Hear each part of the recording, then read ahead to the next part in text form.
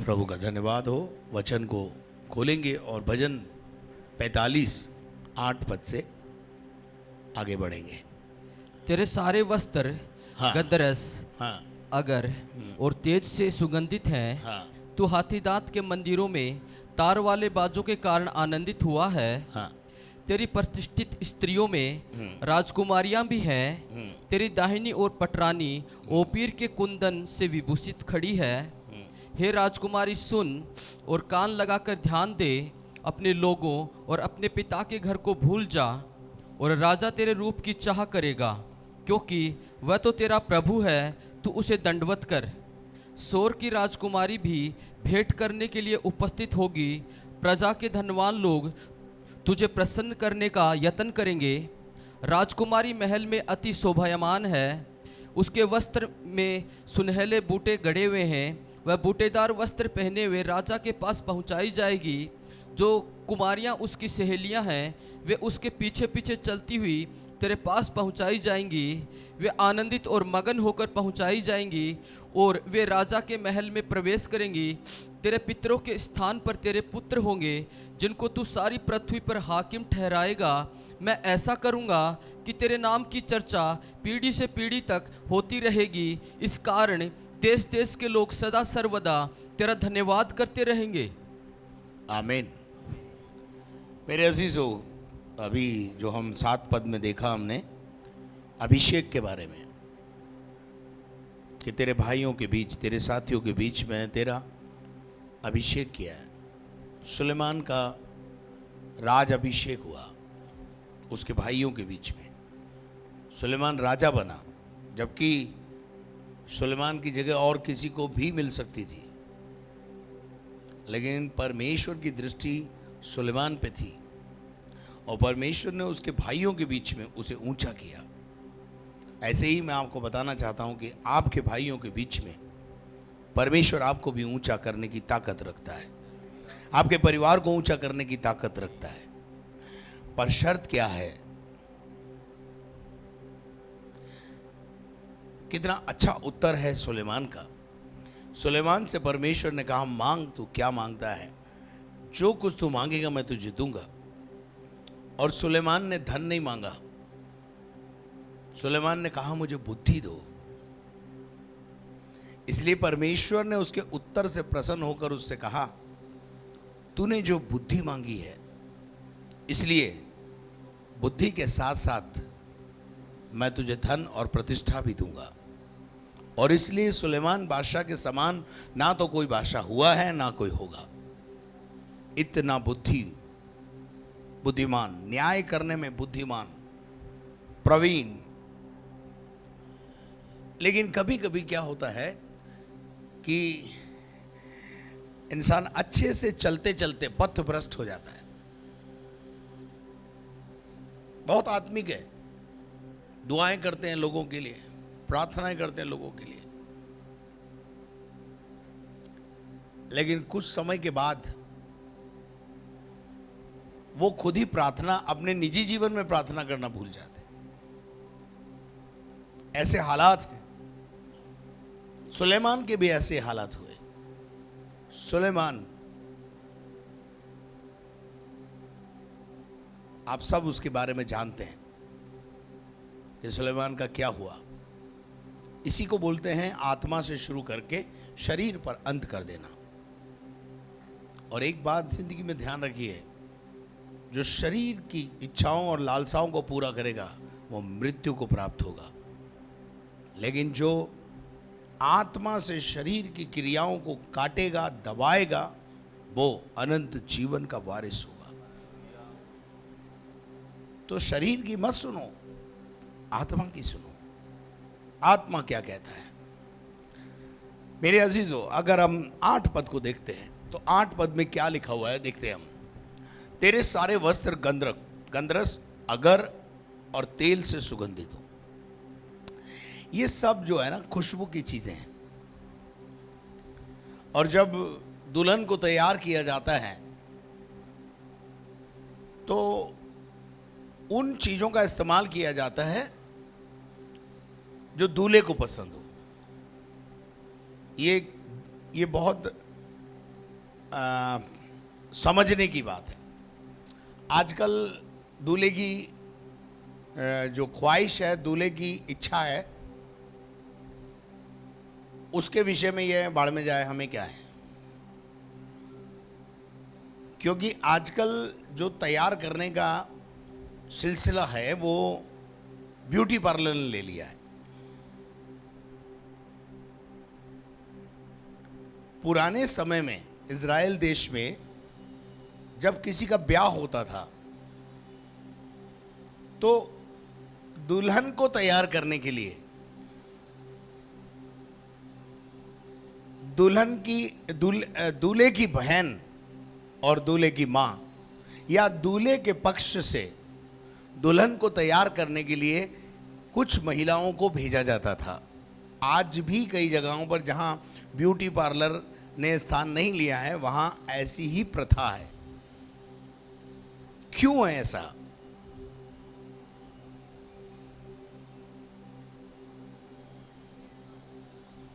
क्यों है ऐसा?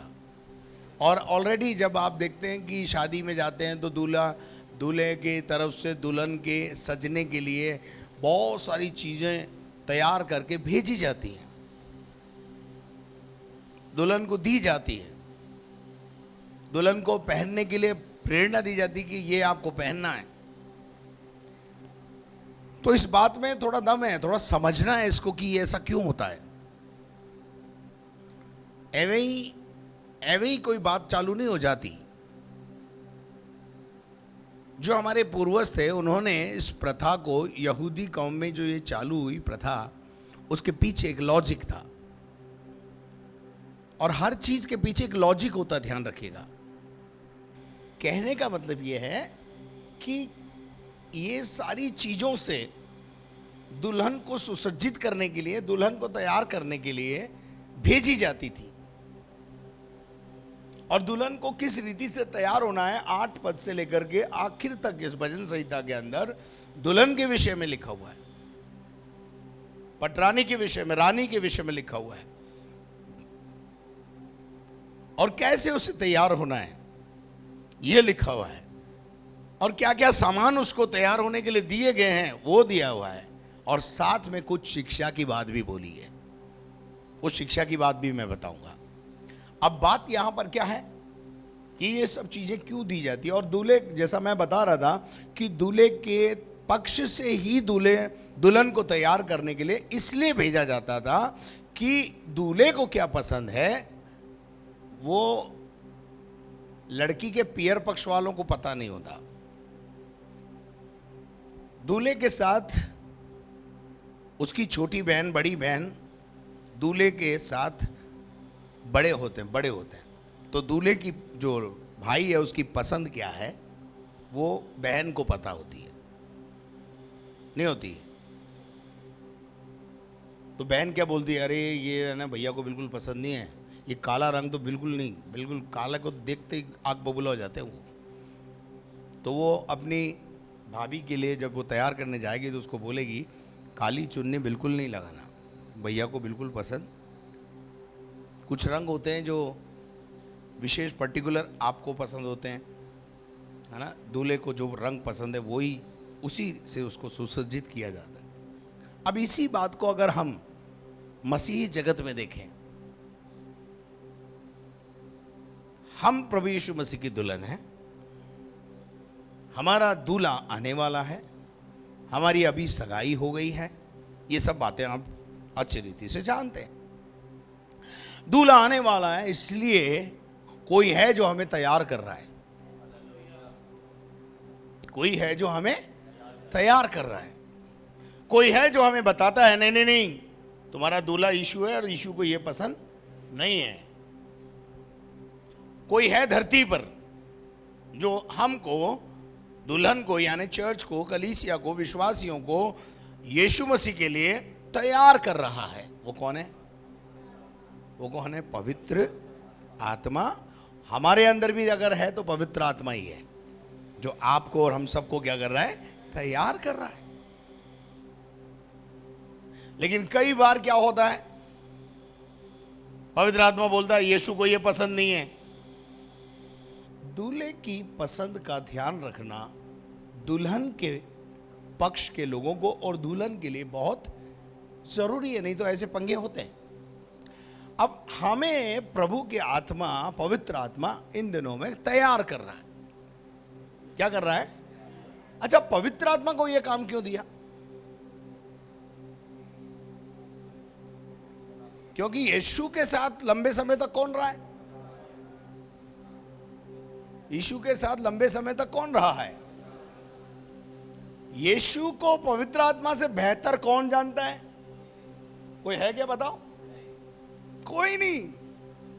इसलिए उसकी दुल्हन को तैयार करने के लिए कोई और नहीं भेजा गया है, पवित्र आत्मा ऊपर से भेजा गया है। और वो दुल्हन को क्या कर रहा है? दूल्हे की इच्छा के मुताबिक, दूल्हे की ख्वाहिश के मुताबिक तैयार कर रहा है। इसलिए जब भी पवित्र आत्मा कुछ बोले, पवित्र आत्मा कुछ हटाने के लिए बोले, कुछ पहनने के लिए बोले, कुछ हटाने के लिए बोले, तुरंत पवित्र आत्मा से आर्ग्यूमेंट मत करना। ये मत बोलना मैं निपट लूंगी मेरे हिसाब से, तुम चिंता मत करो,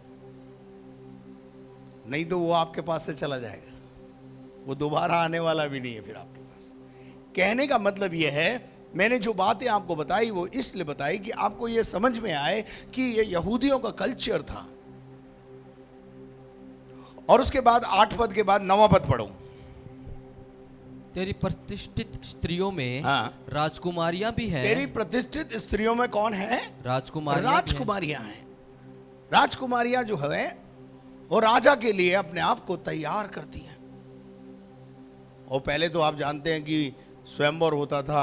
एस्तर की किताब आप जब पढ़ते हैं आपको मालूम पड़ेगा कि 1-1, 2-2 महीने पहले से जो है उनको सुगंधित द्रव्य वस्त्र दिए जाते थे। उनको बोला जाता था अपने आप को सुसज्जित करो, अपने आप को तैयार करो, इन द्रव्यों को जो है शरीर पर मलो, जिसे हम पीठी बोलते हैं, हल्दी पीठी।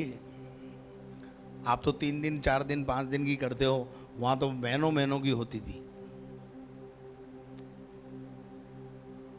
एस्तर रानी को दी गई थी ये, और फिर जब वो तैयार होकर के राजा के सामने पेश की गई तो सबसे सुंदर एस्तर ही निकली, और एस्तर ही रानी के लिए फिट थी। और उसके बाद हम देखते हैं ये राजकुमारियां भी हैं। तेरे दाहिने और पटरानी ओपीर के कुंदन से विभूषित खड़ी है। दूल्हे को जो पसंद है वो पहन के चुपचाप खड़ी है। और उसके बाद 10वां पद पढ़ो। हे राजकुमारी सुन। हे राजकुमारी। राजकुमारी कौन है? स्त्री जिससे शादी होने वाली है। हे राजकुमारी सुन और कान लगाकर ध्यान दे। कान लगाकर ध्यान दे। अपने लोगों को और अपने पिता के घर को भूल जा। और अपने पिता के घर को क्या कर जा? भूल जा। हे राजकुमारी, अपने पिता के घर को भूल जा। इसका क्या अर्थ है? वो जो शादी में मैं बताता हूं, भैया तुम अपने बाप के घर में रही, 8 बजे उठती थी अर्ली मॉर्निंग, अब वहां नहीं चलेगा, ठीक है ना। वो बहुत सारी चीज़ों में बदलाव लाना पड़ता है। यहाँ तक कि हमको अपने देवी देवता जो हम अपने पियर में पूजते थे, ससुराल में जाके दूसरे देवी देवता पूजने पड़ते हैं। मैं गलत बोल रहा हूँ? फिर दूसरे देवी देवता जो ससुराल पक्ष में पूजे जाते हैं उनको पूजना पड़ता है। तो बदलाव लाना पड़ता है, भूलना पड़ता है। कुछ बातों को अपने पिता के घर में जो होती है उसको भूलना पड़ता है। अब मैं यहां आपसे एक बात कहना चाहता हूं। जब तक हम यीशु मसीह को नहीं जानते थे, हम किसकी संतान थे? हमारा पिता कौन था? हम किसके कब्जे में थे? अब बता दो। शैतान के कब्जे में थे। उसको ही अपना बाप समझते थे, उसकी ही बात मानते थे, और जो वो कह दे वो करते थे। शैतान का मैं गुलाम था, करता मैं उसके काम था। एक गीत है बहुत अच्छा, जो वो कहे वो करते थे। और यूहन्ना 8:44 में वो एक आयत है, तुम अपने पिता शैतान से हो। तुम अपने पिता शैतान से हो। ये किसने बोला? यीशु मसीह ने बोला। किनको बोला? उस जमाने के उन लोगों को जो शैतान कैसे काम करते थे। शास्त्री और फरीसी और वहां के जो लोग थे उनको बोला, तुम अपने पिता शैतान से हो और अपने पिता की लालसाओं और को अपने पूरा पिता करना की चाहते हो। बातों को सुनते हो और उनकी लालसा के अनुसार अपना जीवन चलाते हो, बिताते हो, और वह तो आरंभ से हत्यारा है उसका स्वभाव कैसा है? वो आराम से हत्या करता है और सत्य पे स्थिर न और रहा, सत्य कभी उसके जीवन में है नहीं, और क्योंकि सत्य उसमें है ही नहीं। सत्य उसमें है ही नहीं। और जब वह झूठ बोलता जब है वो झूठ बोलता है तो अपने स्वभाव ही से अपने बोलता है, स्वभाव से झूठ बोलता है, उसके अंदर से ही झूठ निकलता है, क्योंकि वह झूठा क्योंकि है, वो झूठा है और वरन झूठों का पिता है। झूठों का बाप है। तो हमारे धरती पे 3 डैडी होते हैं। एक वो डैडी जिससे हमने शरीर से जन्म लिया, दूसरा वो डैडी जिसके कब्जे में हम चले गए, वो भी हमारा बाप है। तीसरा वो है जो उसके कब्जे से निकालकर हमें अपना बेटा और बेटी बनाया है, वो है स्वर्गीय पिता। पहले हम शैतान के गुलाम थे, अब हम शैतान के गुलाम नहीं हैं। करते हम उसके काम थे, अब हम उसके काम नहीं करते हैं। तो हमारा पिता कौन हुआ? शैतान भी हमारा पिता है। लेकिन पिता के घर से निकलकर कहां आ गए? अब हम बैंक्वेट हॉल में आ गए हैं। अब हमारी क्या होने वाली है? शादी होने वाली है। किसके साथ होने वाली है? यीशु मसीह के साथ, जो किसका बेटा है? परमेश्वर का बेटा है। हम एक नए घराने में जुड़ने वाले हैं। समझ में आने? हम बैंक्वेट हॉल में आ चुके हैं, जहां क्या होने वाली है? हमारी शादी होने वाली है। और दूल्हा कौन है? पौलुस कहता है मैंने तुम्हारी बात एक पुरुष से लगा दी है। वो पुरुष कौन है? यीशु मसीह। वो किसका बेटा है? कौन से घराने का है? स्वर्गीय घराने का है। अब हम स्वर्गीय घराने की दुल्हन बनने जा रहे हैं। इसलिए वो एक बात बोलता है, अपने पिता के घर को भूल जा। अपने पिता के घर को भूल जा। और भी कहीं लिखा है क्या बाइबल में अपने पिता के घर को भूल जा या छोड़ दे? हाँ, लिखा है, जब प्रभु बुलाता है तो पुराना छोड़ने को बोलता है, और जब हम पुराना छोड़ते हैं तो नया मिल जाता है। ठीक है ना? शादी से पहले लड़की जो होती है वो अपने माँ बाप को ही माँ बाप बोलती है, लेकिन ससुराल में आने के बाद वो लड़के के माँ बाप को भी क्यों पापा बोलती? बोलती कि नहीं? है? मम्मी को मम्मी बोलने लगती है, पापा को पापा बोलने लगती है। अरे भाई, क्या हमको पापा क्यों बोल रही तू? अरे भाई, आपके बेटे से मेरी क्या हो गई है? शादी हो गई है। अब ऐसे ही हमारी शादी या हमारा जो सगाई है वो यीशु मसीह से हो चुकी है, बात लग गई है, बैंक्वेट हॉल में हम आ गए हैं, तैयारियां चल रही है। एक इंस्ट्रक्शन आया है। क्या इंस्ट्रक्शन आया है? पिता के घर को भूल जा। कौन सा पिता? शैतान। अब्राहम से जब परमेश्वर ने उत्पत्ति के 12वें अध्याय में बात की तो वहां भी अब्राहम को एक इंस्ट्रक्शन दिया। क्या इंस्ट्रक्शन दिया?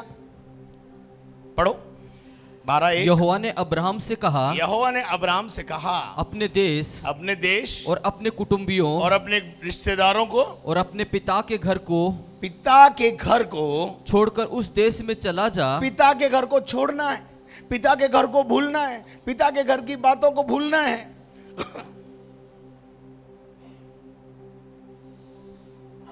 ब्लेसेड होना है, आशीषित होना है।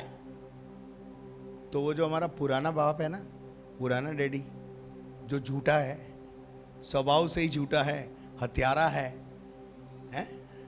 कभी सत्य उसमें है ही नहीं, उसको अपने दिल और दिमाग से बाहर करना है, उसको भूलना है। एक स्त्री अगर अपने पिता के घर को ना भूले और पिता के घर को भूलकर अपने ससुराल घर को का जो घर है उसको अपना घर ना समझे, तब तक उसका घर नहीं बनता। हमको पिता के घर को भूलने का इंस्ट्रक्शन दिया गया है, उसमें बहुत बड़ी ब्लेसिंग छुपी हुई है। ये पिता से क्या परेशानी क्या है? पिता के घर से जो परेशानी है वो स्वभाव की परेशानी है, और कोई परेशानी नहीं है। काहे की परेशानी है? स्वभाव की परेशानी है। क्यों अब्राहम से परमेश्वर ने कहा अपने पिता के घर को भूल जा, छोड़ दे? क्योंकि अब्राहम का जो पिता था वो मूर्ति पूजक था, बल्कि मूर्तियां बनाने का व्यापार था, उसका व्यापार ही गलत था। इसलिए परमेश्वर उसको उस व्यवसाय से भी बाहर लाया, बोला इसको सबको बंद कर दे। हमारे यहां एक भाई है, एक परिवार है जो प्रभु में आए, तो मैंने उनसे, जब मुझे ये मालूम पड़ा कि ये व्यवसाय जो करते हैं इसमें थोड़ा सा गड़बड़ झाला है, थोड़ा ठीक नहीं है ये व्यवसाय, इसमें 19-20 करना पड़ता है, और 19-20 ना करो तो काम नहीं बनता है, काम चलता नहीं है। तो जब मुझे ये बात मालूम पड़ी कि इसमें कुछ उल्टा सीधा करते हैं ये, तो मैंने उनसे कहा ये उल्टा सीधा काम वाला धंधा बंद करो। तो बोले मैं फिर खाऊंगा क्या? मैंने कहा तुम्हारा परमेश्वर छोटा नहीं है। क्या बोला मैंने कहा तुम्हारा परमेश्वर छोटा नहीं है। जिसने तुमको पेट दिया है वो तुम्हें भोजन भी देगा, तुम्हारी आवश्यकताओं को भी पूरा करेगा, बल्कि बहुतायत का जीवन देगा। अगर ना दे तो मुझसे कहना। तो उन्होंने बोला कि इस दुकान को बंद कर दूं? मैंने कहा हाँ, इस दुकान को बंद कर दो, इस धंधे को बंद कर दो। और उन्होंने मेरी बात मान के उस धंधे को 100% बंद कर दिया। और जो लाइन मैंने उनको बताई उस लाइन में वो घुसे, और जब वो उस लाइन में घुसे तो आज उनके पास बहुतायत का जीवन है, किसी भली वस्तु की घटी नहीं है, गाड़ियां हैं, घोड़े हैं, बंगले हैं, सब कुछ है। लेकिन जब छोड़ने के लिए बोला जाए तो छोड़ना है, तब ब्लेसिंग है। और छोड़ना इतना आसान नहीं है। छोड़ वो सकता है जिसका यह विश्वास है कि मेरा परमेश्वर बड़ा है, वो संभालेगा। वो कुछ नया करने के लिए कह रहा है तो मुझे नया करना है। आप सब समझ गए मैं किस परिवार के लिए बोल रहा हूं। समय समय पर कहना माना। कुछ लोग आशीष पाना चाहते हैं पर कहना मानना नहीं चाहते। कहना नहीं मानेंगे, बदलाव नहीं लाएंगे अपने लाइफ में, अपने एटीट्यूड को नहीं बदलेंगे। उनको उनने जो लकीर खींची है वो फाइनल है। पर मेरे अजीजों, परमेश्वर हमसे ये चाहता है कि जो वो कहता है वो हम करें। तो यहां एक इंस्ट्रक्शन दिया स्त्री को कि तू क्या कर। पढ़िए, एक आयत पढ़िए, यिर्मयाह नबी की किताब 31 अध्याय उसका 21 पद, 31 का 21। हे इजरायली कुमारी, जिस राजमार्ग हे इजरायली कुमारी, ये वही वर्ड है जो भजन संहिता 45 में इजराइल कौम के लिए, सुलेमान बादशाह की दुल्हन के लिए इस्तेमाल किया जा रहा है। यिर्मयाह भी वहां पर बोलता है, हे इजरायली कुमारी, आपको है तो इजरायली ना, हे इजरायली कुमारी, जिस राजमार्ग से तू गई थी, जिस राजमार्ग से तू गई थी, उसी में खंबे और झंडे खड़े कर, उसी में रह, उसी में खंबे खड़े कर, और उसी में क्या कर, झंडे खड़े कर, झंडे को खड़ा कर दे। काय का झंडा? झंडे क्यों खड़े किए जाते हैं? श्रेष्ठ गीत की किताब जब आप पढ़ेंगे तो वहां लिखा है झंडा ये प्रेम का, झंडा ये प्रेम का मेरे दिल में लहराए, मेरे दिल में लहराए। काय का झंडा खड़ा करना है? प्रेम का झंडा खड़ा करना है, विजय का झंडा खड़ा करना है, जब भी कहीं विजय मिलती है हम क्या करते हैं, कुछ ना कुछ चीज गाड़ देते हैं, हैं? याकूब को जहां भी दर्शन हुआ वहां उसने पत्थर गाड़ दिया, वहां एक वेदी बना दी उसने, बनाई कि नहीं? इजरायली राजकुमारी जिस राजमार्ग से तू गई है उसी में खंबे और झंडे खड़े कर, और अपने इन नगरों में लौट आने पर अपने इन नगरों में लौट आने पर क्या लगा? मन लगा। मन लगा, अपने नगर में लौट आने के लिए मन लगा, वापस लौट गया। इसमें तेरी भलाई है, लौट आने वाला वीर है। आगे पढ़ दो। हे भटकने वाली कन्या, हे कन्या, कन्या, कन्या शब्द जो इस्तेमाल किया ना वो दुल्हन के लिए होता है, कुंवारी लड़की के लिए होता है, जिसका किसी और के साथ कोई संबंध ना हो उसके लिए होता है। पढ़िए। हे भटकने वाली कन्या, हे भटकने वाली कन्या, तू कब तक इधर उधर फिरती तू रहेगी? कब तक इधर उधर फिरती रहेगी? फिरती रहेगी। यहोवा की एक नई सृष्टि हाँ, पृथ्वी पर प्रकट होगी, हाँ, अर्थात नारी पुरुष की रक्षा करेगी। क्या करेगी? नारी पुरुष की रक्षा करेगी। हेलो, नारी पुरुष की, बड़ी अजीब बात लिख दी है यहाँ। पुरुष नारी की रक्षा करता है, लेकिन हे भटकने वाली कन्या, तू कब तक इधर उधर फिरती रहेगी? यहोवा की एक नई सृष्टि पृथ्वी पर प्रकट होगी, और उस नई सृष्टि में नारी पुरुष की सहायता करेगी। नारी पुरुष की सहायता के लिए बनाई गई है। नारी क्यों बनाई गई है? पुरुष की सहायता करने के लिए बनाई गई है। तो नारी का अपना एक रोल है, और नारी जो है, अगर नए नियम में हम जाएं तो कलीसिया को कहा गया है, और कलीसिया का फर्ज है कि भटकने वालों की सहायता करें, जो भटक रहे हैं उनको रास्ता दिखाएं, झंडे गाड़ें, ताकि वो, आपने देखा होगा हर मील के ऊपर, हर किलोमीटर के ऊपर जो है एक मील का पत्थर लगा हुआ होता है। कुछ चीज़ें बनाई जाती है निशानी के लिए कि क्या आ गया क्या नहीं आ गया। उससे आदमी को पूछने की जरूरत नहीं पड़ती, वो समझ जाता है ये कौन सा एरिया आ गया है, कौन सा स्टेशन आ गया है, कौन सा क्या आ गया है। इसी प्रकार से हम प्रेम के झंडे को गाड़ते चले जाएं, और जब प्रेम का झंडा गाड़ते चले जाएंगे अद्भुत कार्य होता चला जाएगा।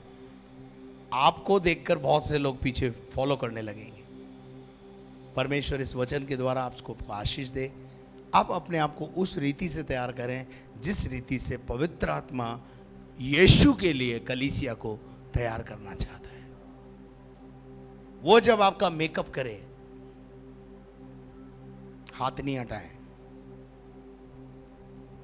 एक ब्यूटी पार्लर वाली आपकी मसाज कर रही हो और आप बोले गले पे हाथ मत लगा, गाल पे हाथ नहीं लगा, दूर से खड़ी होकर मसाज कर,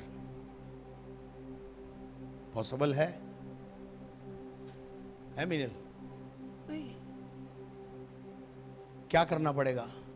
अपने आप को मसाज करने वाले के हाथ में सौंपना पड़ेगा।